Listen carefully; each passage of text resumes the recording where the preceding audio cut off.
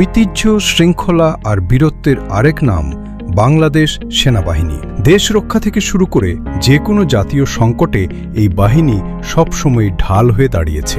তবে এবার এক অনন্য ও দূরদর্শী উদ্যোগের কারণে সর্বস্তরের মানুষের প্রশংসায় ভাসছে তারা।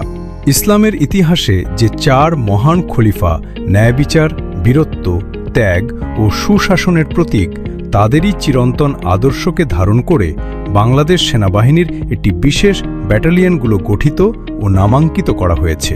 ইসলামের প্রথম 4 খলিফা হজরত আবু বকর রাদিয়াল্লাহু আনহু, হজরত ওমর রাদিয়াল্লাহু আনহু, হজরত ওসমান রাদিয়াল্লাহু আনহু এবং হজরত আলী রাদিয়াল্লাহু আনহু এর নামে এই নতুন ব্যাটালিয়নের কোম্পানিগুলোর নামকরণ করা হয়েছে।